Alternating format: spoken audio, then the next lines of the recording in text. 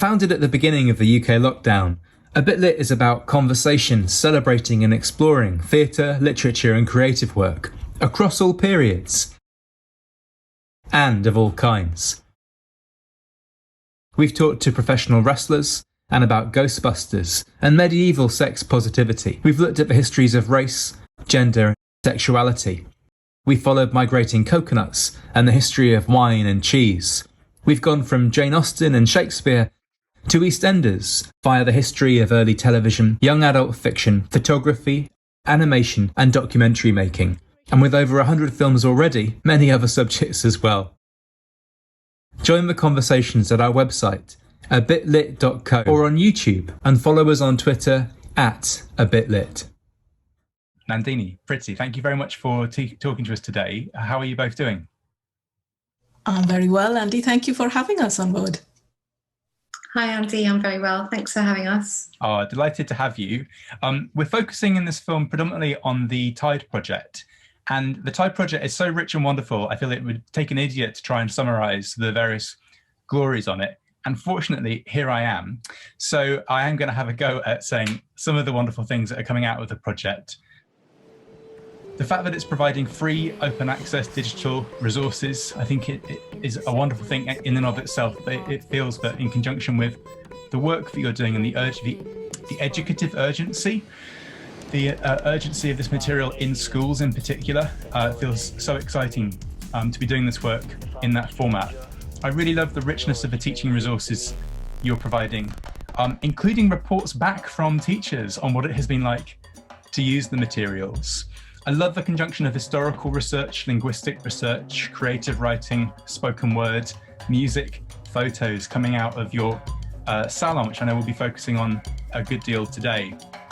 And I particularly love the collaborative and transparent creative process with which you have met as a project, the pandemic. And I'm really interested to talk to you today about travel and migration at a time of lockdown. The project invites us at one point to stir ourselves a sherbet, I never know if I'm saying that word correctly or not, and sit down and immerse ourselves in the richness of your material. And that is what we are doing today, and I'm very much looking forward to doing it. Can I ask you both to introduce yourselves, perhaps starting with Nandini, please? Sure, thank you, Andy. That was a really generous, lovely introduction. I have no sherbet with me, but I've got a cup of tea, half drunk as well. I am Nandini Das. I'm based at the University of Oxford. I'm a professor of early modern literature and culture in the English faculty here. But I'm here, I suppose, in my capacity as the kind of project director for Tide, which Andy has just talked about. Tide came about in 2015 as a 5-year project that was going to look at, essentially at boundaries and boundary crosses in the 16th and 17th century, before British Empire became empire precisely in the geopolitical sense that we identify it as now. And for a project that is really interested in boundaries, it's perhaps ironic that a lot of what we do is about crossing those boundaries and people who have crossed those boundaries before. So in terms of disciplines, in terms of engaging with creative writers and artists, but also, like you said, in terms of our audiences, people who are interested in these topics. We don't really necessarily make a distinction between what is research that sits within the university and reading that goes on at home or in schools. And that's been great fun. Yeah, thank you. I'm really looking forward to unpacking and exploring all of that with you. Preti, would you mind introducing yourself as well?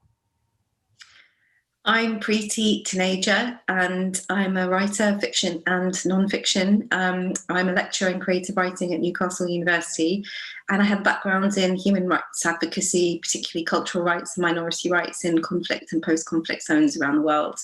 What else can I say? I suppose I'm a digital collaborator, an artist, visual artist in that sense, and writer in residence at Tide for 2020.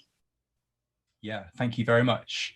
And you're very modestly not mentioning all sorts of other things that you do. I particularly want to give a shout out to We That Are Young, a fantastic novel, which has quite rightly been causing all sorts of waves in the last couple of years. Congratulations and thanks again for joining us, both of you. Yeah, so Tide and what we do with it. I'm really interested in unpacking as much as we can of the project in the time that we have. I'm really interested looking at the resources on the website in some of the crossovers between the bits of the work that the two of you have produced there. Nandini at one point uses the phrase invisible debate with reference to the ways in which Britain does and does not relate to its own histories and contemporary moment.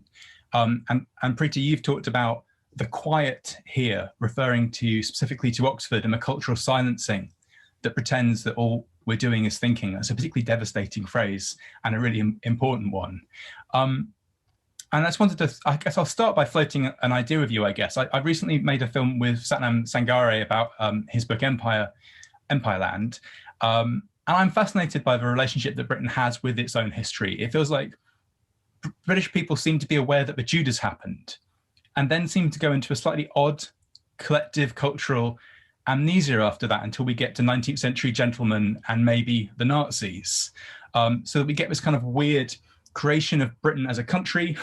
We get the civil wars of the mid-17th century. And crucially, of course, we get the British Empire, all mixed up in this period, which Britain is doing its very best to ignore. And you guys have been importantly calling our attention to, Nandini, as you just put it a moment ago, borders and border crossing before the British Empire becomes a thing. Do you mind telling us, this is a really broad question about the kind of broad circumstances of the project, but what is it like to do this kind of work now, not just in a period of lockdown, but in the last 5 years? That's a really interesting question. And I think my answer to it would have probably been radically different if you had asked me at the beginning of the project from now. When I started the project, and it's a story that I have probably repeated far more often than I ought to, when the project first got its funding, which enabled us to put the research team together, that decision was announced a day before the referendum in England, in the UK. And that in some ways has been a shaping influence, that has been an implicit presence in the conversations that we have had within our team, in the kind of inquiries that we have made within our historical material, in the sense that the more you look into the history of England in the mid-16th to the early 17th century that we focus on, the two things that come up repeatedly is a constant questioning of what it means to be English and what role does this concept of Britain have within that Englishness. And Britain is very much a concept in this period, as any of us who have looked at early modern literature are deeply aware of, rather than being a genuine geopolitical entity. So that was always an overriding concern, I think. And the other thing that is quite often hasn't really been attended to, perhaps beyond academic research so far, is the level or the degree to which that whole idea of Englishness was deeply entrenched within international connections, both with Europe and beyond. And identity quite often is built in opposition as well as in resonance with others. And that's what I think has particularly interested us in our research, that sense of the duality of opposition and resonance, that there isn't simply a binary kind of infrastructure or a framework within which you can see issues of identity evolving within England in the 16th and 17th centuries. The story there is far more interlinked and far messier than we'd imagine. Yeah, thank you. All of these complex and under-examined kinds of Englishness and probably kinds of whiteness as well, and the confused ways in which the English pick out certain bits of their history and not others. Preti, as someone who came into the project in a slightly later stage of its life and was brought in as a creative practitioner, do you mind telling us a bit about that experience? Yeah, so I was approached to take part as a writer in residence in sort of 2018, and then I think early 2019, and then we started in 2020. None of us knew, of course, then that what was going to happen next, and with the pandemic. But for me, coming into this is extremely exciting to see people thinking about these issues, which I lived as a young person who was born here, brought up here, aware of the cultural silencing, aware of the gaps in the history that was happening at school, because I was getting them filled for me at home. And so there's a disconnect between the authority of your home life and the authority and the value of your school education, where you begin to think, okay, if my parents, and they were very classic parents in some respects, Asian parents, who believe very much in the value of education, and the authority of the classroom is extremely important to them. And to succeed in that world is extremely important to them. So you take that with you when you go into school, and yet you're not hearing anything about what you know to be the history that brought you to the country, your parents to that country, and to be born there. So it's completely invalidating everything that you think you know about yourself, because you never hear about it in the place where your parents considered the highest authority that you want to achieve in. And so that can create not this sort of splitting in the sense of, oh, I don't know who I am, but it's a sort of internalization that you don't matter. And that is a tool of control. That has nothing to do with the human beings who internalize that feeling. It's to do with the external pressure. That's a curation that puts on you of a certain kind of history. And the history you were describing is a curation of a white British history as a sort of triumphalist history, as an imperial history. And it's a very selective history. It might be done very calmly and quietly, and with textbooks that we consider to be canonical and literature we consider to be canonical. But I think, when you come at it from two sides, you're always asking yourself, how come what I know is missing here? And where is the validation of my own knowledge? They didn't decide one day just to kind of cross the sea and leave everything they knew behind and sort of take root in England. It didn't. And so we have to wait till we're older to learn and put those pieces together. And I think that's a real failure of imagination in the state, to think that if they don't control everybody in the same way, somehow we're treated as being dangerous as in our citizenry. So these are kinds of cultural curations that treat us as volatile. If we did know this whole history, something awful would happen, but something awful did already happen. And that's what we need to know before we can become equal citizens. And I'm not just talking about the black and brown people of this country, I'm talking about everybody, because when you talk about Englishness and you talk about whiteness or whatever, just like Englishness or being British or and so on and so on. I have a British passport, I'm British, and I consider myself English in some important ways. So even that language is kind of exclusive, and it's just so ingrained. Yeah, thank you very much. And talking of that internalization of mattering or not mattering, and a creation of a racist past with present intent, this project has instead been juggling and cavorting with and doing all kinds of wonderful things with other kinds of mattering and matter and curation. It feels like a curation is a really good word for the work of the project across the board. Nandini, if I turn to you first, I did a terrible job of trying to summarize some of the things that you were doing. Could you pick out for us either one or two of the things that you're doing that feel important to you, or why the mix and how the mix matters to the project? Does that make sense? I've given you two questions there and asked you to pick one. That's great, Andy. I mean, you're giving me a selection and asking me to pick. That's wonderful. But yeah, I think for me,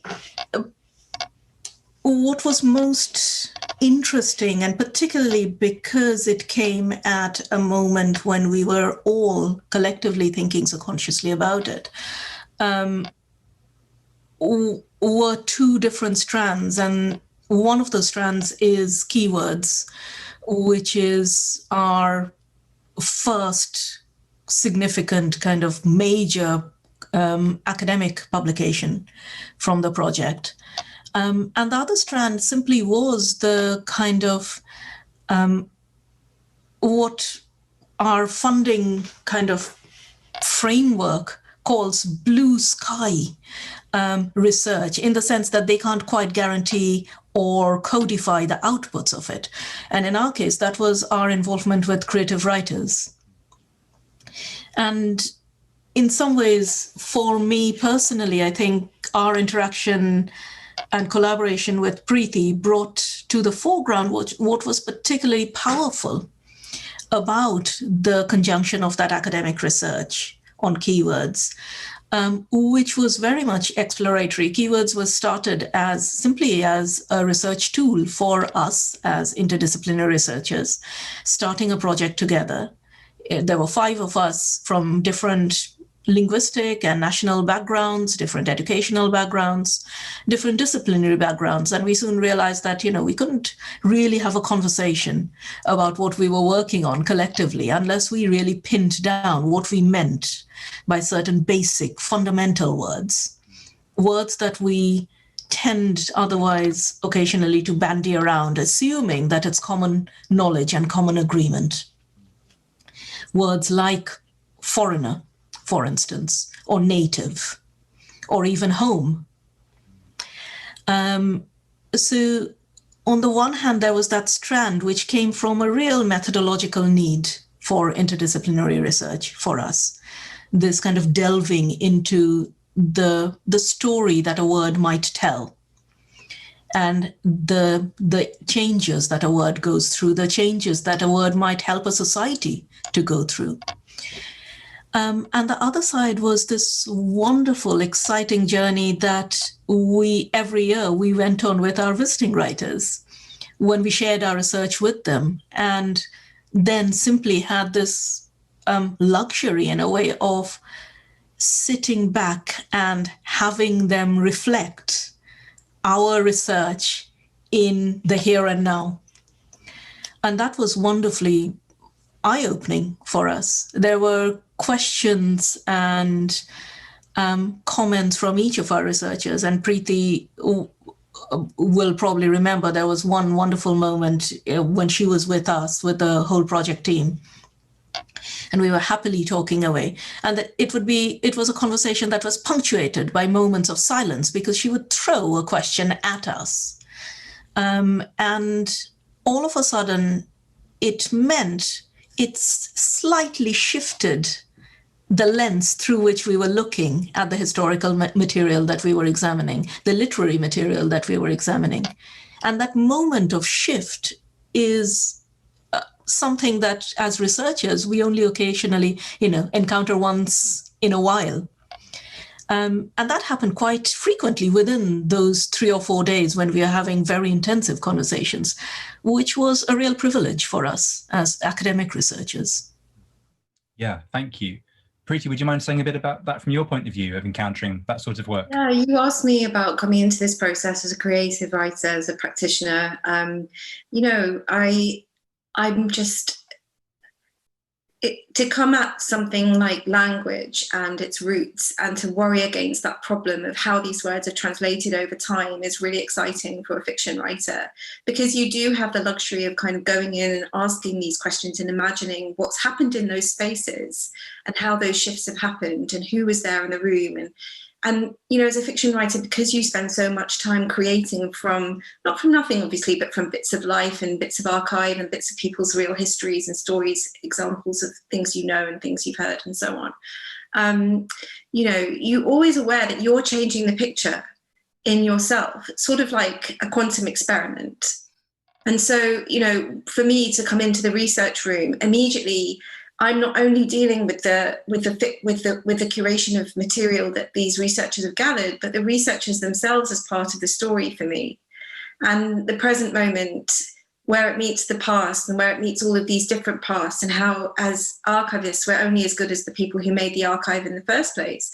And so are we going to keep repeating some of the silences and ellipses in that archive by only considering that? Or are we going to say, okay, we're going to come at this from our own point of view as a fiction writer. Can we imagine a different kind of archive and put out some of the things that we're missing?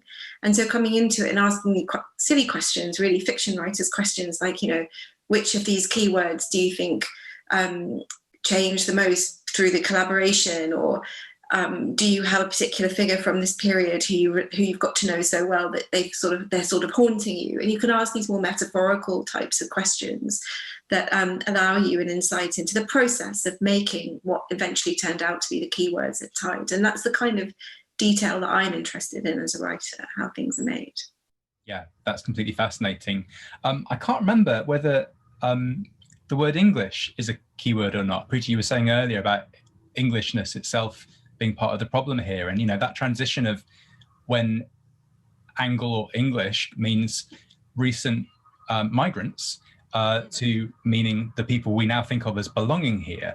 I don't know, I don't think that was a keyword, was it? But Nandini, you're talking about Britain being a kind of live concept through this period.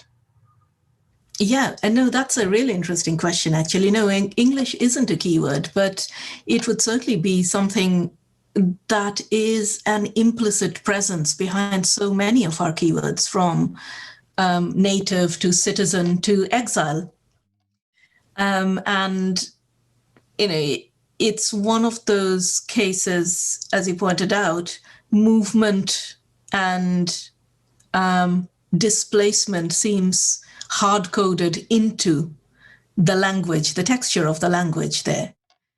But also, something else that Preti just said, which reminded me that something that she captured so well, I think, in the Tide Salon piece, the creative piece that she wrote, which forms the kind of fabric on which Tide Salon kind of rests, really, is that issue of fragmentation. Those little fragments that we kind of keep shoring up, essentially, in our research. And Preti, you'll remember sitting through our endless agonizing about how we could, or should we even want to weave a narrative out of those little fragmentary traces of lives. And lives lived, lives lost, and lives created and recreated through literature, essentially. And I think what you did with your Tide Salon piece by a kind of bringing up that idea of the archivist of the future, who at once creates and plugs in or tries to plug in the gaps in an archive, has been really wonderful. It's been such a kind of generative metaphor for us, looking at our case studies, looking at those individual microhistories of people moving, that it's helped us to think about it in a very new way. I suppose we should say something about Tide Salon and what it actually is. Yes, it's an interactive multimedia installation made by ERA Films and built by Ben Crow, and sort of produced by me and a curator called Sweetie Kapoor, bringing together a collaboration of 3 sets of pairs of British Asian and spoken word and musician practitioners to take the keywords and make a piece of collaborative music and spoken word poetry from keywords that they selected. So it was really taking the research that the Tide team had already done and making another language, another set of meanings from it. And we built it into this digital platform, this installation, which gives us the ability to drop through time and drop through these histories of language to this future world, which is framed by writing that I created for the site. And what it does is it mimics the experience for the user of being a researcher in an archive that they've stumbled across light years from now. Of course, a lot of my work is really informed by the kind of revolutionary poetics and the time code of King Lear. It's really very much in my DNA. And so I always think about this time as sort of circular, and obviously in Indian culture and Hindu culture, which has a fascistic element and it has a very peaceful element and all of the other things. But the concept of time is very circular. So I think in those ways where I'm like, okay, in 100 years from now, what are we going to leave behind?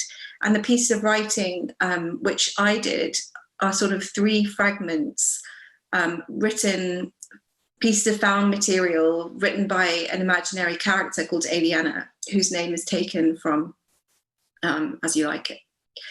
And the archivist has curated these bits of fragments and tried to work out the codes in Aliena's work.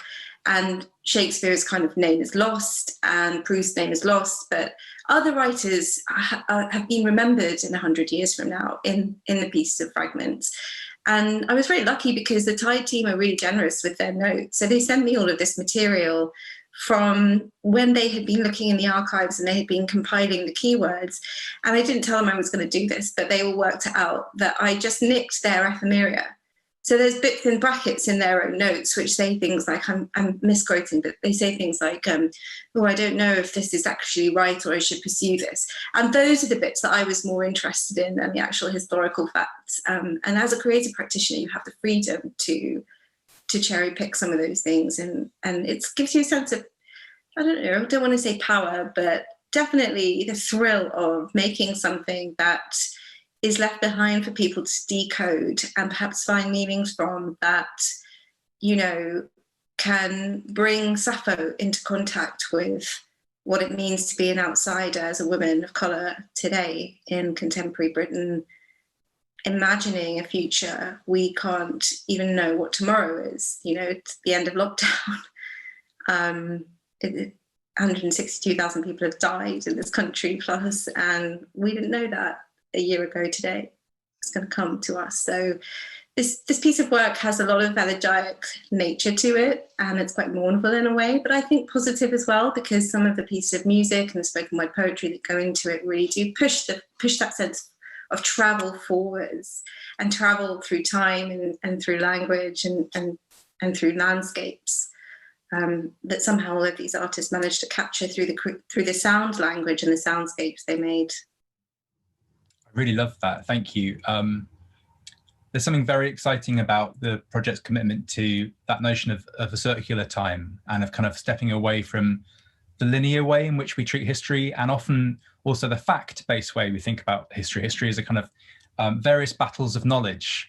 And I love the idea that you're attending to those moments in brackets, which is effectively, the archival researcher going, I'm not quite sure here. And that's exactly the moment there it becomes exciting. You talked earlier as well about worrying against the roots. I hope I'm quoting you correctly there. I love that idea of taking the keywords and worrying against the roots of a language and making another language.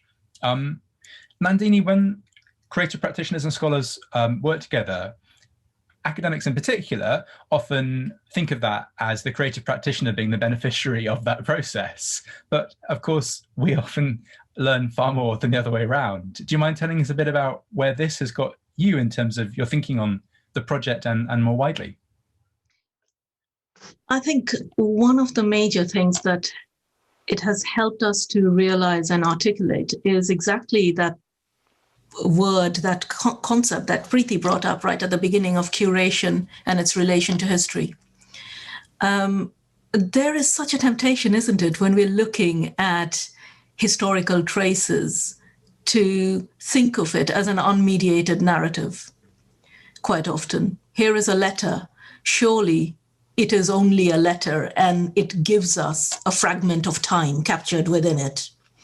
And if we understand this letter, we somehow possess that fragment in time. It's terribly optimistic, but it's also terribly deluded, because we're never quite only seeing that fragment of time. That fragment of time is something we are always seeing from our perspective. So if nothing else, one of the things that it has really foregrounded for us is our intervention and the way in which it changes and continues to change the narrativization of history and historical records in various ways. The narrativization of our critical approach to literature. to methodologies and all of that. And for the wider kind of audiences and readers we've worked with, when we've worked with schools, for instance, this is something, interestingly, that always gets picked on by students as well. This sense that history, there's a perception that history that you learn in schools is about facts. And history helps you somehow to dredge up those facts from time. And once you get your handle on them, they can never change. Because, as archetypally, we say facts are facts. And they just stay like monoliths sticking up in the general miasma, in a way. But something that this has allowed us to open up conversations about with teachers and schools and students is exactly how that historical idea of a fact is created in any given moment. Those bits in square brackets, those archivists worrying about, should I follow this route? Should I not? Does it really mean what it means? What I think it means? All of those get so terribly pushed under by the time we come to a book. So opening up that process has been exhilarating. Thank you. And Preti, would you mind asking a similar question, really, as to what the Salon in particular has brought you? I'd be interested to hear from both of you as well about responses to the Salon, if we have time to talk about that. But do you have a sense of where it's taken you as a practitioner? Well, I wrote my first ghazal for this Salon, and that is a form which is extremely difficult to do well. And it's a form that's so close to my heart. I grew up hearing them. People I knew wrote them, recited them. Even the word and the idea of the ghazal is something that makes me very emotional. So to have the kind of space to think about how I could press my own practice into service and push myself as a writer to form something that could say, to fit into Tide Salon, and that was my first ghazal, and it's kind of buried in there. So you have to work a little bit harder to find it. But I found that extraordinary and exhilarating, and I love this platform. Okay, so the way in which it allows us to mimic the experience of being a researcher stumbling on this thing, but also when I use it, I really sort of feel like I'm exploring a mind, a collective mind. It meant a lot to me to be able to bring these 6 artists together. Steve Chandrasavale, who's Asian Dub Foundation, that was like a big icon in the 90s when I was growing up, and so it was amazing to work with him, as well as younger poets like Zia Ahmed and Sana and Sharma. One of them is involved in neurosurgery and research and things like this. So she thinks about minds and synapses in all sorts of different ways, and so it's a kind of brilliant way of making something collaborative and collective. We had no idea what was going to come out of it. And I think, in some ways, we mirrored a process which I observed in the Tide team, because they all come at this stuff with very different methodologies. And of course, there's different humans.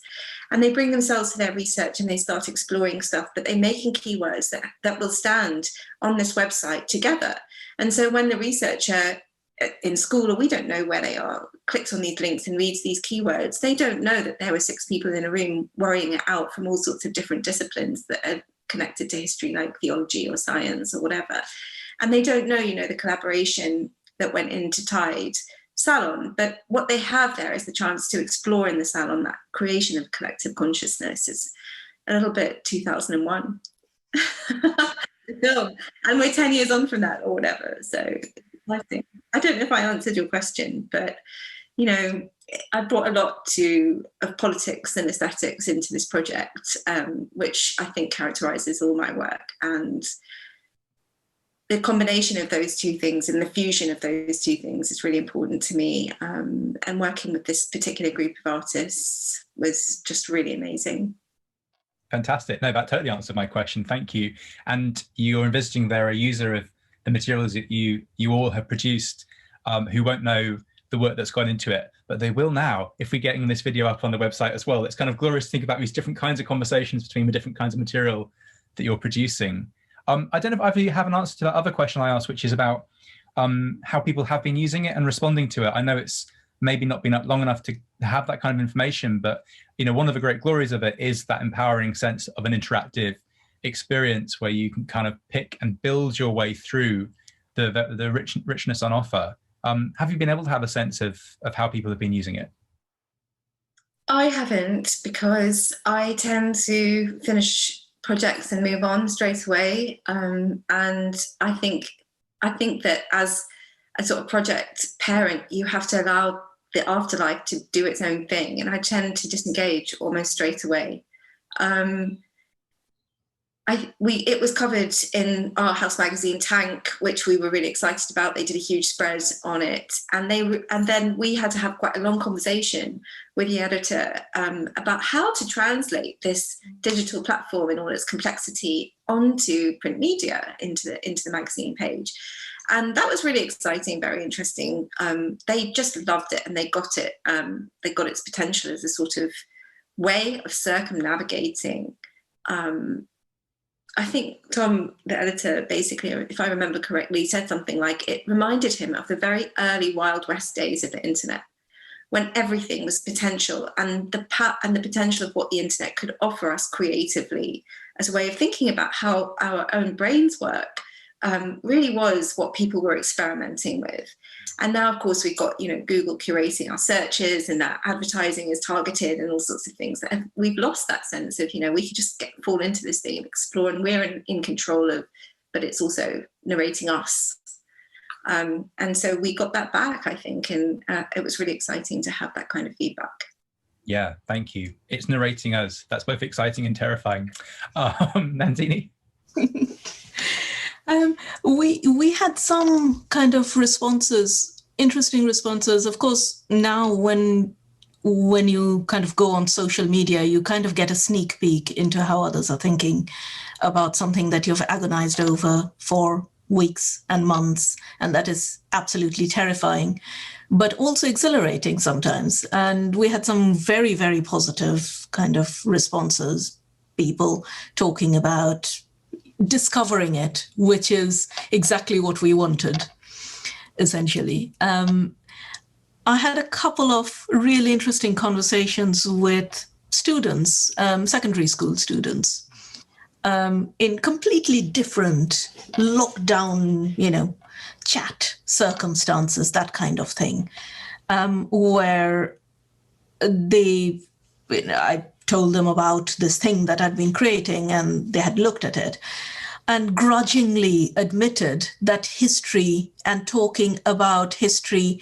of the same time that, you know, is covered by the ever-present Tudors in schools can be exciting. And there were other things going on apart from Henry VIII and his wives.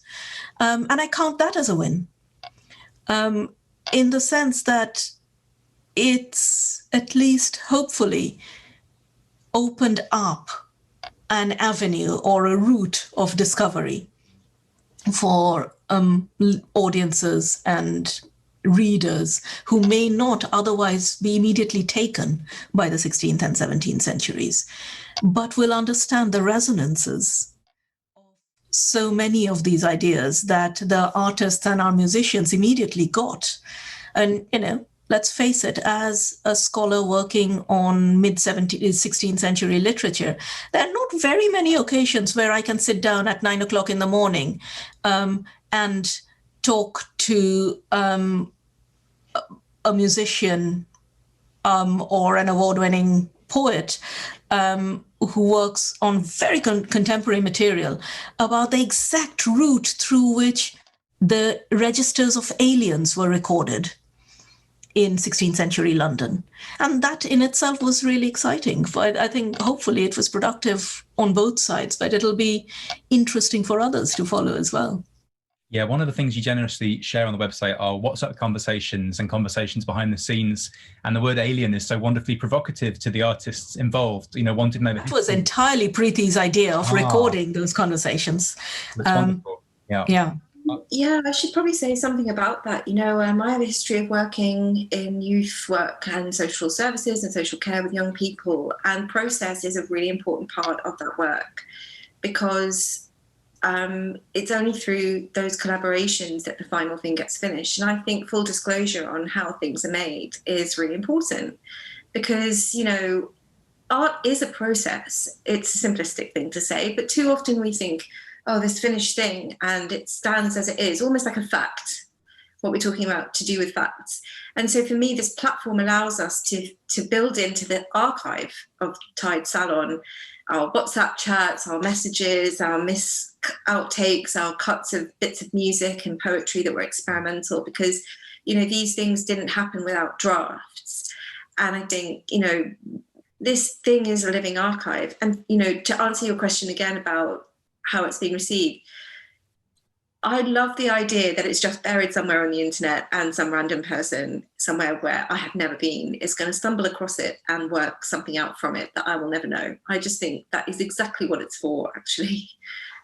So, you know, it isn't that kind of thing where you want billboards in Times Square, as it were. You want people to find it for themselves and go on this amazing journey and be like, okay, why are these two people talking about the influence of banging, the sound of tires banging in Trinidad, and how it fits into this piece of music they've made about early modern England and the word stranger.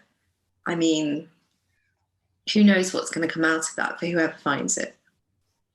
Yeah, I love the travel language you're both using to describe the resource buried on the internet, circumnavigating. It's kind of fascinating to think about the spatial ways in which we're thinking about this work. I promised you that I would keep this film to half an hour, and I've done a terrible job of doing that. So I'm going to ask this final question very briefly. But we've been talking about the Tide project on the project called A Bit Lit, and A Bit Lit is interested in what it means to talk about literature. And we usually end by asking contributors where that word sits for them. You're welcome to answer this question as personally or as professionally as you like. But yeah, where does that word sit for you? Maybe if we start with Nandini, please. Oh, this is such an interesting but also awful question to ask, Andy. Sorry. What does literature really mean? I suppose for me, literature is encounter. Yeah. And, you know, that it probably isn't very surprising for someone who works on cross-cultural encounters that I see encounter everywhere. But literature is a way of mediating our engagement with the world. And I don't particularly, the more I work on travel literature of the 16th and 17th century, I feel deeply that the innate boundary that I had between imaginative literature and factual writing is becoming more and more porous. Perhaps it's bound to happen in our age of fake news anyway, but the early moderns knew that all news could be fake, and probably was. For me, literature is about that engagement with the world, and an engagement which takes place with the optimism and the ambition of shaping that world in some way, which is a terribly kind of ambitious project for the human imagination or words to take, isn't it? The fact that we make these sounds or inscribe this script, and we somehow hope that it's going to influence the world around us. But we have kept doing it for centuries, and we don't seem to give up on that yet. You're implying that we all should. I like that. Preti, how about yourself? Okay, what does it? I mean, you know, you're giving me flashbacks to my entrance exam for sixth form. I had to write an essay called, I think the title is "What is the Value in Life of Literature?" And I remember the title, but I don't remember what I said. But I do think for me, this word is hopeful. It's about being literate. That's what it is. It's about how to read the world, learning how to read the world. And it isn't about thinking, you know, people talk about fiction as creating empathy with the other or whatever, finding the other in ourselves. And I don't necessarily agree with that, because bad people write great fiction. All sorts of personalities hide behind the creation of art. And so for me, literature is training in how to read the world and how to carry that knowledge responsibly. And so for me, it's sort of the potential of reading and being literate as widely as we possibly can be in all sorts of different ways of thinking, translation, language. I would never want to just have to be literate in one form. Yeah. Thank you very much. I'm very sorry I gave you those flashbacks, both for your own well-being, but also for mine. I'm very disappointed in myself. That's what I'm reminding someone of. But thank you so much. Those are both really rich, fascinating, interesting responses. I love the idea of hopeful encounters, teaching us how to read the world. And that collaborative and collective nature of the work that you described is so fantastically exciting. And I'm really looking forward to our viewers now racing to the Tide website, or if they're on it already, racing to the Salon part of the site to discover it for themselves. Thank you very much, both. Thanks for having us, Andy. Thank you.